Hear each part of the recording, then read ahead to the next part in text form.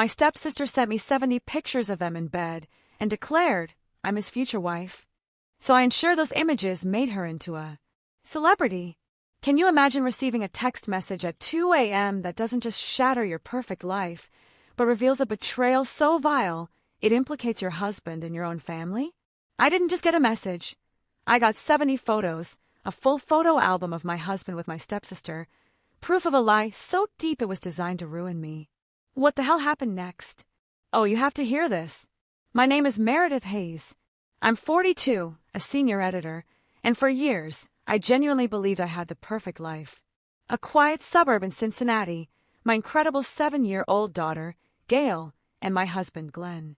Husband, that's the word I used back then. Now, I'm not even sure what to call him. It all started at precisely 2:21 in the morning. I remember the exact time because my phone kept buzzing on the nightstand, pulling me from a restless sleep. I wasn't expecting calls, certainly not texts. Glenn wasn't home. He was at a late business dinner with a supplier for our auto shop. Standard excuse, sadly. But then, the screen flashed. A text from a number I instantly recognized. My stepsister. Valerie. God, that name. It used to just be an eye roll, a reminder of the awkward period after my dad remarried, bringing this entitled, spoiled 20-something into my already complicated life. Now, that name, it just tastes like acid. I squinted in the dim light and opened it. The first message was stark, chilling. I'm Glenn's next wife. My brain stuttered. I blinked once, twice. It felt like a sick joke without a punchline. The rain was hitting the window, a dull, muffled sound, like my world was suddenly underwater. Then, the floodgates opened. Photo after photo. They weren't blurry, distant shots. Oh no. These were high-quality, intimate snapshots. Smiling faces. Dinner dates. Weekend getaways. Hotel room selfies. Her hand in his pocket. His arm around her. My stomach clenched, but not yet with pain. It was a cold, solid understanding. 70 photos. 70. I wanted to scream. To sob. To hurl the phone across the room. Wake Gail sleeping peacefully beside me, her thumb near her mouth. But I didn't. That wasn't me. Not my style. Instead, I pressed the mute button, a quiet click in the dark, so the notifications wouldn't wake her. Then, in the silence, I went through every single one of those 70 pieces of evidence. This wasn't a quick scroll. This was a methodical, terrifying inventory. There he was, holding a wine glass, that ridiculous, smug half-smile he used to give me when I suggested a dinner date. And her, wearing his faded college hoodie, the one I'd folded and put in his drawer that very morning. The sheer audacity of it. She was practically flaunting my entire life back at me. I zoomed in. Their faces weren't hidden. They were smiling directly into the camera, challenging me. I meticulously studied every detail. The expensive watch on his wrist. The designer leather bag on the floor in one of the hotel shots. And then, one photo. It jumped out at me. This was the exact moment the emotional betrayal solidified into a cold, hard legal strategy. It wasn't just what they were doing in the picture. It was what was in the background. A business sign. Our business sign. Blurry, but unmistakable. The logo of the auto shop we'd built together. It screamed where the money for those lavish weekend getaways had come from. The funds meant for Gail's college fund, for expanding our business, for our future. They were bankrolling this sick, twisted affair with my stepsister. The level of malice. The sheer arrogance. To send those photos to me, expecting tears, expecting me to crumble. They didn't send me heartbreak. They sent me ammunition. I downloaded every single image. Immediately. I didn't trust the message metadata. I used a separate app to verify timestamps and GPS data. Dates. Labels. Organized. Saved them in 3 different cloud folders and 1 external drive. Exhibit A, financial abuse. Exhibit B, infidelity. Exhibit C, ethical violation. The thought of losing any of this evidence, it filled me with a primal, cold dread. I had to secure it. I looked at the clock, 3:45 a.m. I reached for my phone and called Colleen, my closest friend, and a brilliant lawyer. I knew her. She'd be awake, either working late or worrying about something. She picked up on the second ring, her voice tight, professional. Meredith? What is it? That picture you sent me, she started. It's all true, Colleen. And it's my stepsister, Valerie. 70 of them. I'm sending you the cloud link now. I need an emergency consultation, first thing. My voice was a flat monotone. I couldn't afford to break. Not yet. Colleen sighed, a long, weary sound that echoed my own exhaustion. Oh, Meredith, I'm so sorry. But you're right. This is good. This is proof. We can move fast on the divorce paperwork. She laid out her focus. Securing the business assets. You're a co-owner, and you contributed your inheritance. And full custody of Gail.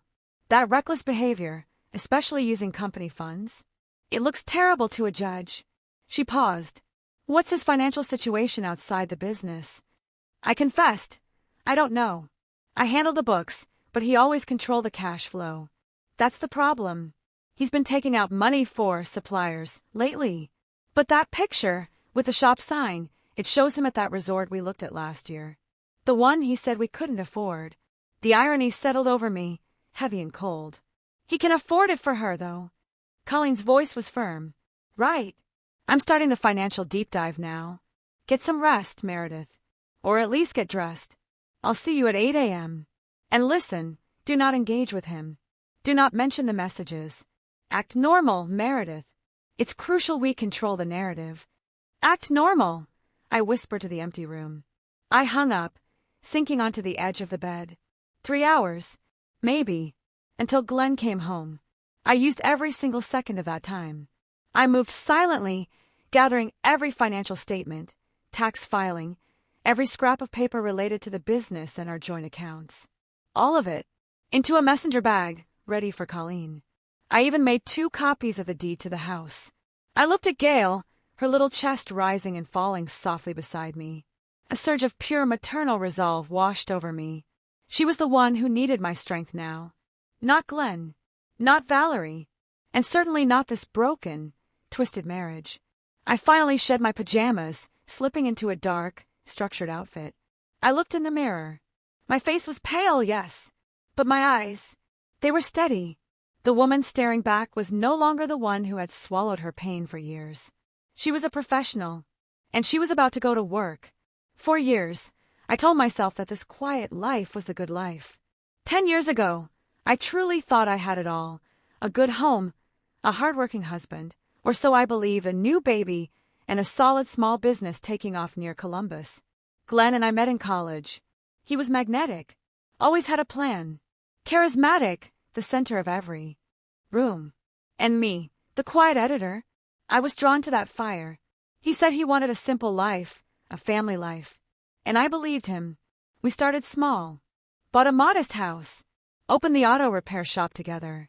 I handled all the back end, the accounts, payroll, marketing, everything that made a business run. He did the mechanics, the customer work. I even secured the initial funding using a small inheritance from my mother. The first 2 years, smooth. Then Gail was born. And that's when the tectonic plates really started shifting beneath us. Newborns are tough on a marriage. I know. But where I saw a chance to bond, Glenn saw an excuse to retreat.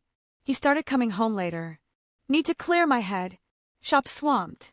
He claimed Gail's crying kept him up, so he moved to the guest room for a better sleep. I remember packing his pillows, his toothbrush, trying to rationalize it as a temporary necessity. A sacrifice for his high-paying job. But as I closed that guest room door, the finality of it felt like a cold premonition of divorce. I didn't argue. I thought it was temporary. I thought I was being the understanding wife, the supportive partner. My own mother, bless her practical soul, she warned me years ago. Meredith, honey, she'd said. When couples stop sharing a bed, they slowly stop sharing a life. I'd laughed her off, called her old-fashioned. But looking back at those empty sheets, all I could hear was her voice. And then there was Valerie, my stepsister. She floated into my life when my dad remarried, and she was instantly problematic. 10 years younger than me, never worked a day. Always relying on my stepmom's money, my dad's money. She was supposed to be in art college in Florida, but she'd just appear in Ohio for these long, drawn-out visits. She always charmed Glenn, complimenting his ambition, making him feel like the big shot she thought he was. It was always awkward. But I dismissed it as Valerie being Valerie, needy, attention-seeking. I never, not for one terrifying second, imagined she'd be sharing Glenn's bed. And then there was Beverly, Glenn's mother. She lived 2 blocks away and dropped by more than I ever wanted. What started as offers to help with Gail quickly morphed into constant, draining criticism. A dramatic gasp if I bottle-fed Gail. A sharp comment if my hair wasn't perfect or dinner was late. Beverly had this way of speaking, you know, like she was doing me a huge favor just by tolerating me. Glenn, according to her, was an angel. Polite, perfect, mature beyond his years. So every time Gail threw a tantrum or didn't want to kiss Grandma goodnight, I could practically hear Beverly blaming me under her breath. One day, she showed up unannounced. I was struggling to get Gail to eat her veggies, and Gail, being Gail, was throwing a mini fit. Beverly just stood there, arms crossed, judging. Then she leaned in, right in front of Gail, and in that sickly sweet voice, she said, "A child learns from her mother, Meredith. If Gail's difficult, perhaps you should look in the mirror." Oh, I wanted to scream. I wanted to tell her to get out of my house and never come back. But I didn't. I was too tired, worn down from pretending, from waiting for Glenn to care again, from desperately hoping I hadn't just wasted the best years of my life. I kept hoping. We do that, don't we? When we've invested too much, when we're terrified of starting over, or when we worry about the custody battles a divorce might bring. But that time for us, it never came. Glenn didn't touch me anymore. We hadn't had a real conversation in months. His birthday came and went.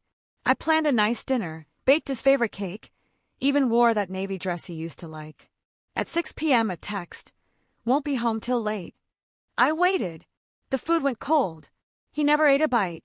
Then, small things started vanishing. Expensive diagnostic tools from the shop, bought with the business account. The tablet I used for bookkeeping. Even a simple silver bracelet my mother had given me. Glenn always had an excuse. A client needed a loaner. Updating inventory. Gail probably moved it. But deep down I knew. He was selling things. He was siphoning funds. I thought maybe we just needed space. A trip. A counselor. Something to bring us back. I brought it up once, nervously, in the car on the way to pick up takeout. He laughed. Not a funny laugh. A cold, dry ice hitting water kind of laugh. Then he said, "You're too sensitive, Meredith. Stop acting like something's wrong just because life isn't romantic every minute." That shut me down completely. I nodded. I smiled. I agreed. But inside, another crack appeared. I didn't see it then, but I was shrinking. Bit by bit, shrinking myself to keep the peace, biting my tongue, swallowing my needs, pretending things were fine when they absolutely weren't. And he saw that. Men like Glenn, they sense when you've decided to stay no matter what. That's when they stop trying. By year 5, we were living like polite roommates. I made excuses for him. He made excuses to avoid me. Beverly's visits escalated, her voice louder, her judgment sharper. I was tired, so incredibly tired. And then came that night. The message. The photos. The undeniable proof. I wasn't crazy. I wasn't paranoid. I had been replaced. Not just replaced, but profoundly humiliated by my own stepsister. But what Glenn and Valerie didn't know was this. They had just sent all their damning evidence straight to a woman no longer willing to stay quiet. I looked at those 70 photos, not as heartbreak, but as hard, irrefutable evidence. Every lie he told, every moment he stole now captured, filed, ready to use. For the first time in years, I felt something different. Not pain, not fear, clarity, just the steady pulse of a woman who had finally stopped hoping and started preparing.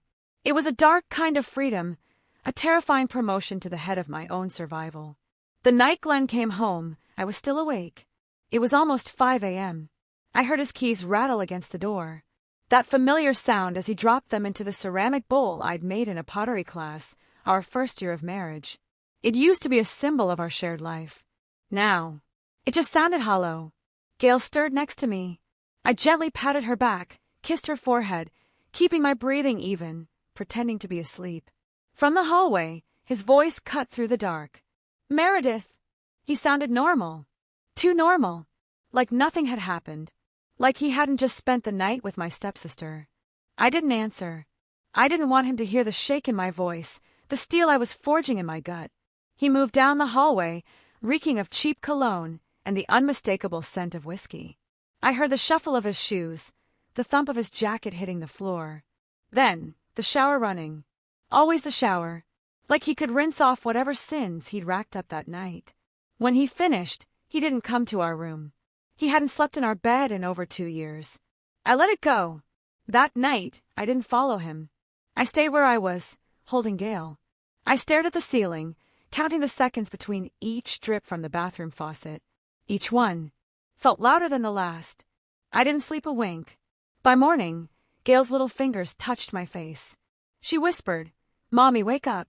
Her breath smelled like strawberries. I kissed her cheek and got up. We padded into the kitchen together, just the two of us. That's when Beverly appeared. She was already there, like a villain who knew the show was about to start. Her hair freshly dyed, teased high like she was going to a church banquet. Black curls shining like plastic. She didn't say good morning. She never did. "You're just getting up now," she said, frowning at my pajamas. "The child's probably starving." "I've been up for hours already." Gail ducked behind my leg. I reached down and squeezed her hand. "I don't want Grandma," she mumbled in her soft little voice. Beverly's lips thinned. "This child is so mean. No idea where she gets that temper from. Glenn was always an angel." I didn't respond. I walked past her and pulled out the eggs from the fridge. Normally, I'd pretend not to hear. I'd ignore her. But not today. Today I cracked eggs into a bowl, stared at the yellow swirl, and said, flat as stone, "Beverly, can you shut your mouth?" There was a long silence. She froze in the hallway, stunned. Her mouth literally hung open. "What did you just say, Meredith? Are you feeling all right?" I slammed the knife down twice on the cutting board and turned around slowly.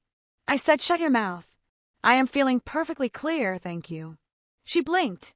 Her bright red lipstick trembled for a second. She looked like a balloon someone had let go of mid-inflation. I made breakfast. For Gail. And me. Just us. 2 plates. No third. I meticulously buttered Gail's toast, focusing on the simple, practical act. Beverly, still reeling, waddled down the hallway, pounded on Glenn's door, and sang, "Glenn, breakfast is ready," like it was 1950. She was desperately clinging to her role as the perfect homemaker's mother. By the time Glenn stumbled into the kitchen in his robe, smelling of soap and shame, Gail and I were already dressed and stepping out the front door. "Where's breakfast?" "I have a big meeting this morning," he asked, his voice rough and entitled. I didn't answer. Gail looked up at me and said, "Daddy didn't get any." "Nope," I said. "Mommy makes breakfast for Gail. Daddy's mommy can make breakfast for Daddy now. We are moving on to better things, sweetie." Gail nodded like it all made perfect sense to her. We got into the car. The drive to school was quiet, the air thick with my new resolve. As I watched her skip toward the door, I realized something deep and clear. This wasn't just about cheating. This was about all the years I gave, all the times I was quiet, all the times I fed everyone else first and let myself go hungry. Not anymore.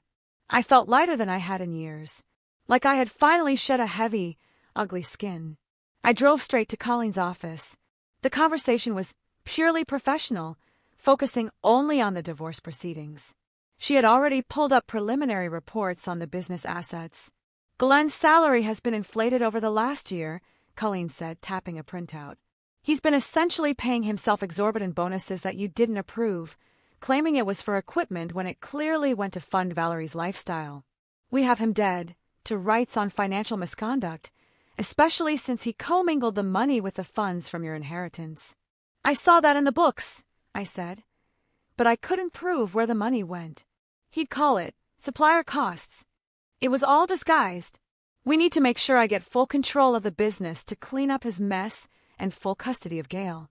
We're going for a full settlement, Meredith. Majority stake in the business and full custody of Gail. His recklessness with business funds while you were home raising his child is indefensible in court. The judge will look at the inheritance you put in and see his behavior as gross financial negligence. We need to be the picture of calm, controlled reason." We went over the strategy for an hour, detailing exactly how I needed to act. Calm, unemotional, and focused only on the facts. I had to become a stone. When I got back home after dropping Gail off and meeting with Colleen, Glenn, and Beverly were waiting for me in the living room. I walked in and immediately noticed the silence, tight and tense, like the room was holding its breath. Beverly had powdered her face so heavily it looked like she was trying to bury her own expression. Her lipstick was bright red, too red for morning. She looked like someone playing dress-up, someone who didn't know how to be taken seriously without a performance. Glenn was slouched deep into the couch, arms crossed like a rebellious teenager. He didn't even try to hide the smug look on his face, the look of a man who thought I was too weak to leave. "You really made breakfast just for yourself?" Beverly snapped first. "What kind of wife does that? Are you trying to starve your husband?" I looked at her, then at Glenn, then back again. I walked to the kitchen and poured myself a glass of water, took a slow sip. I didn't need to yell. I didn't need to cry. I had the facts, and that was all the power I needed. "I made breakfast for me and for Gail," I said, calmly returning to the living room. "Not for Glenn. And haven't you always said my cooking was terrible? I thought he deserved better this morning. Perhaps your cooking is better suited for him." Glenn shifted in his seat, obviously confused by my lack of hysteria. He was expecting a meltdown. I gave them silence. They wanted to fight. I gave them questions. They thought they had power. I was about to show them how little they actually had. "What's that supposed to mean, Meredith? Are you going somewhere with this?" Glenn finally managed. "You tell me," I replied. "I'm just asking simple questions about your daily routine." Beverly's voice wobbled. "Are you saying you don't want this marriage anymore? You're going to throw everything away. You'll ruin your daughter's life." I smiled a little. "Maybe that's a question you should be asking your son and your stepdaughter. They seem to have made decisions for me." Glenn sat up straighter. He wasn't used to my use of Valerie's name. I walked past them, sat down, and pulled out my phone. I selected 2 of the clearest photos from the night before. One at the hotel pool, the other in the expensive car Glenn had bought Valerie, and sent them straight to the family group chat. I didn't even look at their faces as the notifications started pinging instantly. Glenn's older sister called within seconds. His cousin responded with a shocked face emoji. Even his uncle, who usually only sent dad jokes, replied with a long series of question marks. Glenn lunged toward me, his face red with panic and rage. "What the hell is wrong with you? Why would you do that?" I stepped back, holding out my hand. "No yelling. Gail's at school. Let's not behave like teenagers. You did the dirty laundry, Glenn. I'm just making sure it's aired out." He clenched his jaw, fists curled. Beverly stood up, ready to jump in. "You're ruining your own family," she hissed. "Posting dirty laundry. Like some drama queen. You should be ashamed." I turned to her. "You want to talk about dirty laundry? Let's talk about how your son's credit card was used to buy a hotel room for a girl half his age, my stepsister. Or how the business you're so proud of is being used to fund weekend trips and designer handbags, money that should be securing Gail's college fund." Beverly's eyes narrowed. "You think you're clever? You'll be left with nothing." "No," I said. "I'm thorough, and I will be left with everything I earned." Just then, Colleen knocked on the door and stepped inside without waiting for an invitation. She was wearing her usual calm, sharp look, a stack of files in her hand. "Hello again, Glenn," she said coolly. "Beverly." Glenn frowned. "Why is she here?" "I haven't agreed to a lawyer yet." "Because," I said, "this conversation is no longer personal. It's legal." Colleen handed Glenn a document. "These are copies of your company's financial records. 7 years' worth. We traced every expense related to Valerie from the moment she mysteriously reappeared in your life. The hotel charges, the flights, the new car, the condo lease, all of it." Glenn stared at the pages like they were written in a language he couldn't read. "And since you've been using joint assets and Meredith's initial inheritance to fund this," Colleen continued, her voice perfectly level, "Meredith is entitled to a fair share. A very fair share, especially considering the fraud involved in inflating your supposed salary." Beverly's face paled. "You're going to ruin your own husband. You'll never get another salary that high. You'll be poor." I shook my head. "He already did that himself. I'm just making sure he cleans up after the mess. And I'll worry about my own salary. I have my own promotion coming up. The confrontation lasted another hour. Glenn kept trying to justify his actions, blaming me for being too focused on Gail or the business accounts. Colleen simply refuted every single argument with a date, an expense report, or a direct quote from one of Valerie's messages that I had saved. We discussed the divorce terms, custody arrangements for Gail, and the division of the auto shop. It was all cold, hard business. The entire time, Beverly tried to interrupt, offering useless advice and excuses for her son. But Colleen shut her down every time, reminding her she wasn't a party to the legal discussions. "Meredith, this is the first step," Colleen said, gathering her papers. "Don't speak to him unless absolutely necessary. No emotional responses. We need him to feel isolated and overwhelmed by the facts. His recklessness is what's destroying him, not us." "I understand," I said. Isolation was what he gave me for years. Now he'd get a taste of his own medicine. I felt a surge of cold satisfaction. After the confrontation, I didn't speak to Glenn again for 2 full days. I made myself unavailable. Not angry, not emotional, just silent. That silence made him nervous.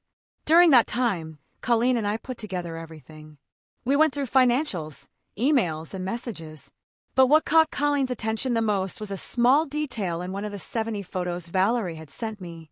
In the corner, behind their little romantic breakfast setup on a patio, was a building with the distinct logo of Eastern Lakes University. That was the university where the Glenn Hayes Scholarship Foundation worked. He had started the program a few years ago to help underprivileged students with promise. That's how he described it in his pompous local interviews. I sat across from Colleen at her office, stirring my coffee. "Do you think she's one of the students? It makes sense why she was always hanging around." Colleen nodded. "It's the only logical explanation for why he'd be spending so much time there and using the business name to cover it. The ethical violation is huge. Only one way to find out." We made the call to the university, introducing ourselves as key co-founders of the scholarship fund, which was technically true. I did the writing for the promotional materials and the legal paperwork, ensuring all the tax filings were correct. Glenn just showed up to smile at events and hand out the big checks. The concept of the college fund was my idea, rooted in my own background.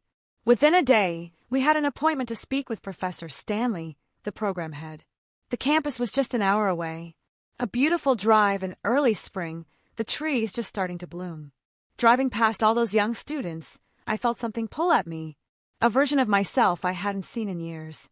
Young, hopeful, still believing life was fair, still believing in the value of education and hard work. I was the one who went to college on a partial scholarship.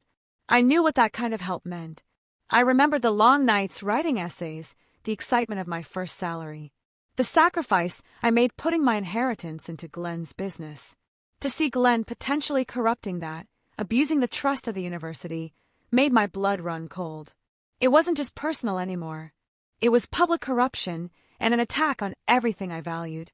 Professor Stanley greeted us warmly, shaking my hand with both of his. "We're honored you came, Mrs. Hayes," he said. "The work your family has done here, it's changed lives. The college fund you've established is truly making a difference. We are very careful with the disbursements." I forced a polite smile and nodded.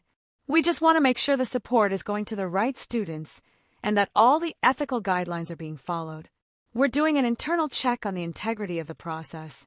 He brought out several folders and began showing us profiles. One stood out right away. Valerie Me, literature major, top 5% of her class, represented the university in multiple academic competitions, volunteered at the campus library, part-time job off campus. "She's truly special," Professor Stanley said, his voice full of pride. "Has overcome so much. The kind of student you dream of helping. She's been a model recipient. Her application was sponsored personally by Glenn." I exchanged a look with Colleen. "Is Valerie on campus today, Professor?" He picked up his desk phone, dialed quickly, then frowned. "She's taken a sick day. Said she's not feeling well. A bad flu. Very contagious." I let my voice drip with concern. "Oh no, that's unfortunate. Do you know where she's staying? We always ensure our scholarship recipients have access to the best care. We need to make sure we're covered from a liability standpoint. You understand?" Actually, he said, checking a note, she's been admitted to the university's partnered hospital for rest. She mentioned flu symptoms. I stood up immediately. Let's go visit her. Colleen and I have an hour before our next meeting. It's the least we can do. I'm her stepsister after all. The professor hesitated. Are you sure? It might be intrusive. It is the flu after all. I smiled a wide, convincing smile. We're family, Professor Stanley. I'm her stepsister. I'm sure she'll appreciate the gesture. We need to check on our college fund recipient personally. We drove in silence. Colleen looked at me a few times, but didn't say much. I think she was letting me lead, sensing I needed to do this for myself. I wasn't doing this for spectacle. I just knew I needed to look her in the eyes, to see the face that had betrayed me twice over, once as a stepsister, and once as a rival. The hospital wing was quiet, filled with the scent of antiseptic. We walked down the corridor until we found room 333. Colleen stopped me just before the door. Meredith, look closer. I looked outside the room door. Beside the number was a small placard. It read, Maternity Ward. She's not here for the flu, Colleen whispered, her eyes wide. I nodded once, then knocked gently and opened the door. Valerie was in the bed, pale and tired-looking. Her hair was in a messy bun. She didn't have makeup on. She looked nothing like the smiling girl in the 70 photos. She was just a young woman, scared and alone. She was barely 22. When she saw me, her betrayed stepsister, the woman she thought she'd crushed, her eyes widened, her lips parted, but no words came out. Professor Stanley stepped in behind us, looking confused. Valerie, he said kindly, this is Mrs. Meredith Hayes. She helped establish the scholarship you've been receiving. Valerie sat up slowly. I didn't know. I didn't think. I sat down in the chair beside her bed. I had to look her in the eyes. I had to be the calm, terrifying force in the room. You look awful, Valerie, I said softly. Are you okay? You said you had the flu. She swallowed hard. I just have a cold. Nothing serious. I'll be back on campus soon. Colleen glanced around the room, then stepped out into the hallway and looked both ways, making sure she had an audience. She came back in and said, just loud enough for others nearby to hear, interesting choice to house a contagious flu patient in the maternity wing. That's a huge violation of health codes. A murmur began to rise from the hallway. Doors cracked open. Other patients started asking questions. Why is someone with the flu here? My newborn's immune system is weak. This is supposed to be the VIP wing. Nurses scrambled to contain the noise. One young nurse blurted out, trying to restore order. She's not sick. She's here for prenatal care. It's a complication with her blood pressure. The hallway went dead silent. Inside the room, Valerie's face turned the color of chalk. Colleen leaned over and said in a low voice, Now that the room's awake, shall we talk about your baby, Valerie? Valerie bit her lips, so hard it looked like it might bleed. Professor Stanley looked between us, stunned. Valerie, is this true? A baby? And you lied about the flu? She nodded once, slowly, shame visible in the simple movement. I asked the final, devastating question. Is it Glenn's? She said nothing, just pulled the blanket up to her chin and looked away, refusing to meet my gaze. That was answer enough. Colleen looked at the professor, her voice sharp and legal. Given the nature of their relationship, there are serious ethical implications here. He's sponsoring a student he's sleeping with, a student who also happens to be his wife's stepsister. This is a massive conflict of interest.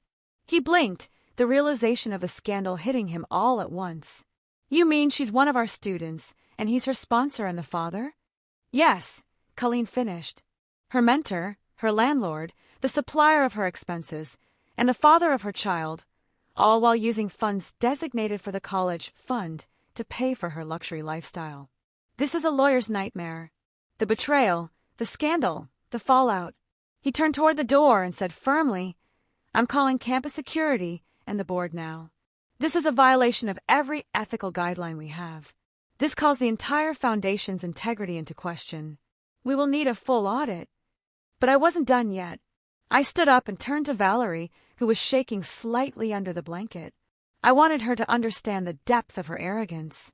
You thought sending me those photos would break me, Valerie, I said quietly, leaning down.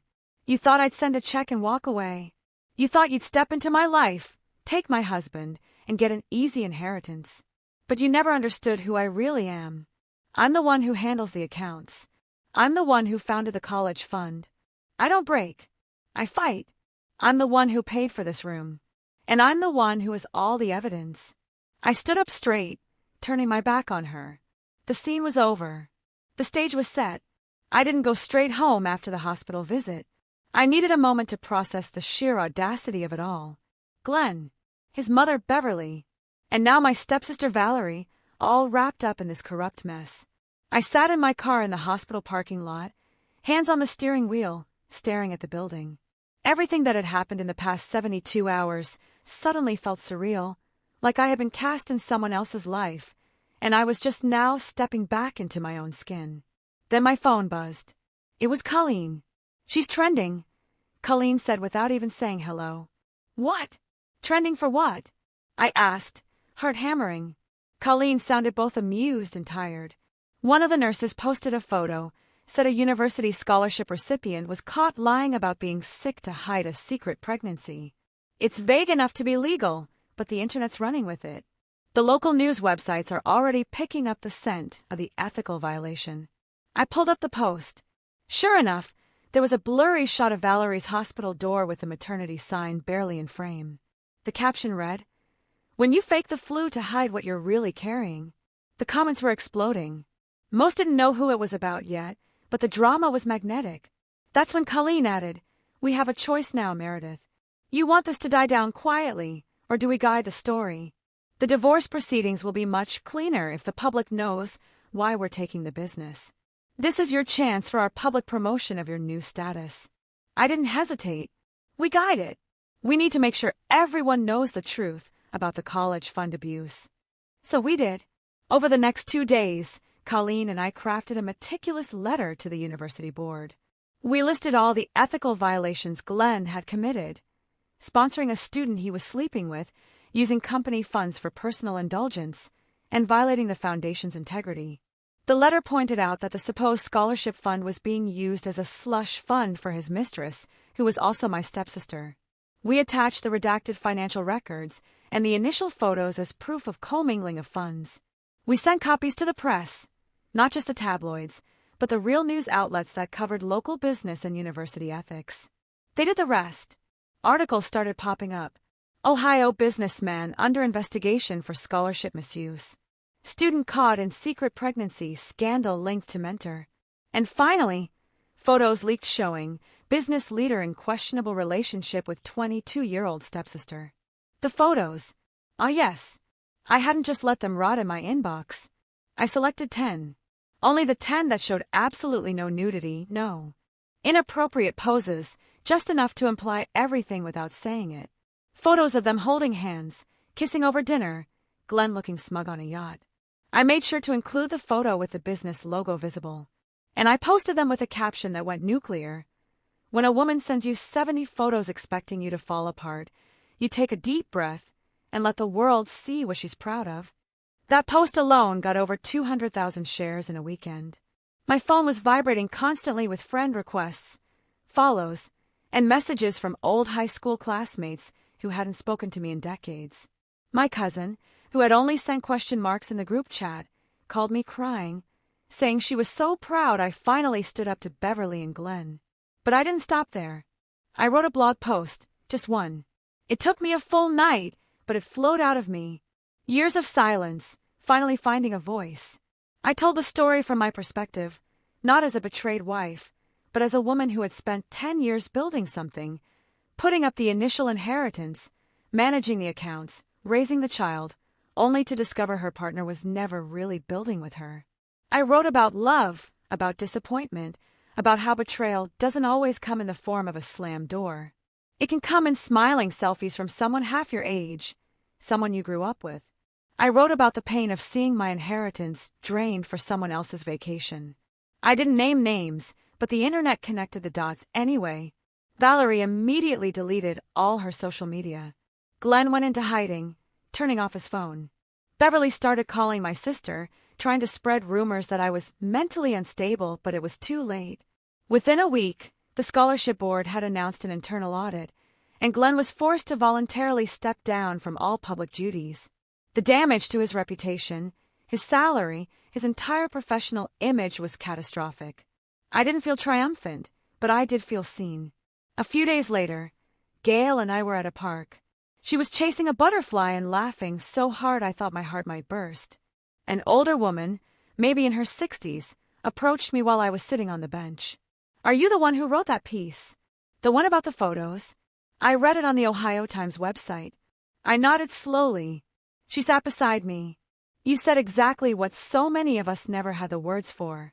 My husband did the same thing to me when I turned 50. Left me for someone who barely remembered 9/11. And everyone acted like I should just be quiet and move on.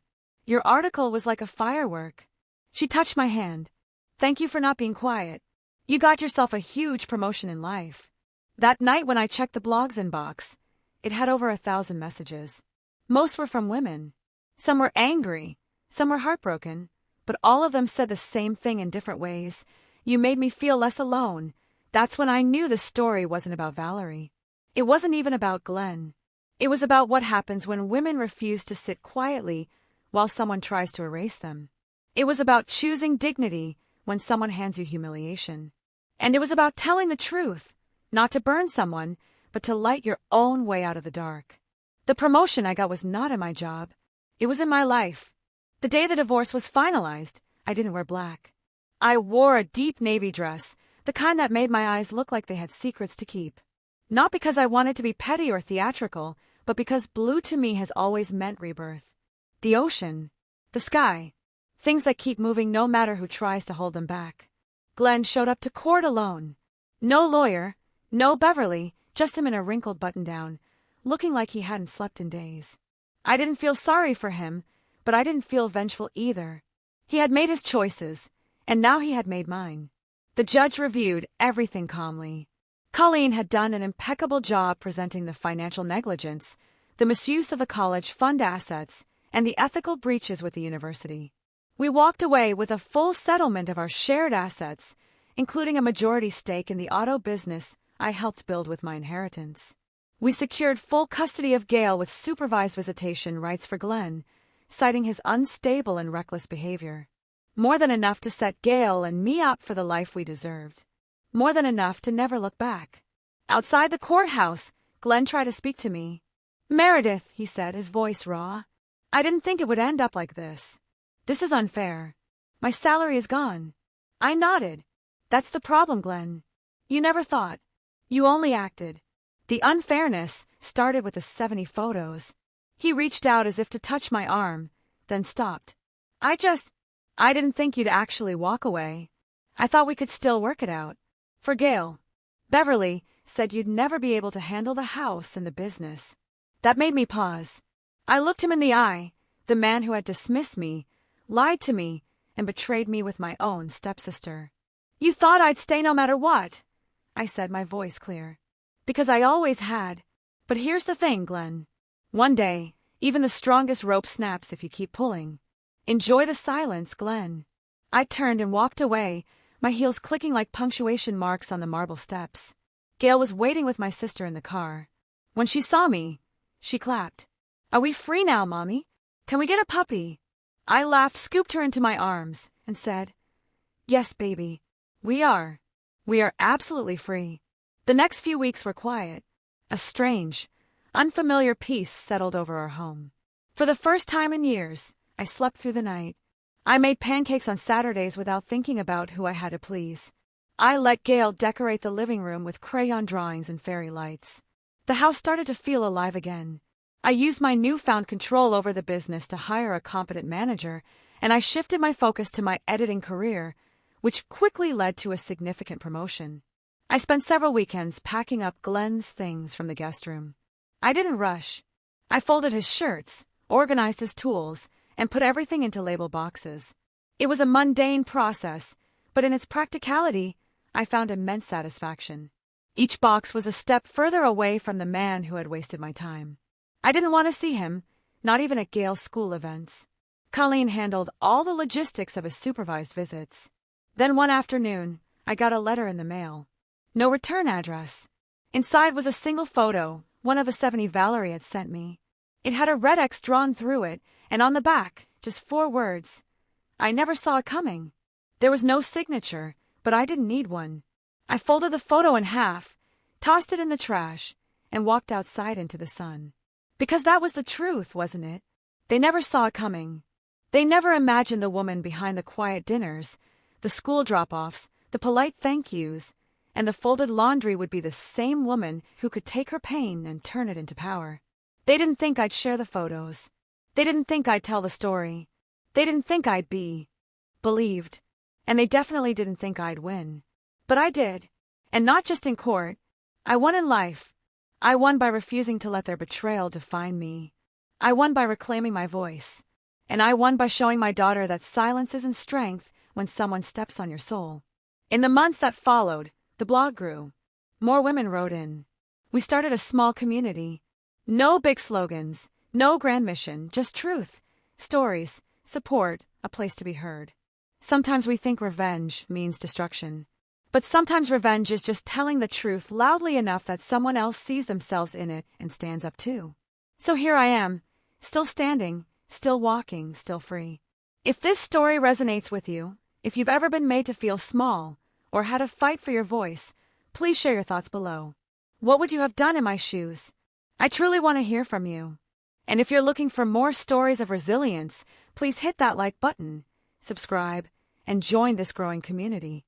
Because together, our voices are louder.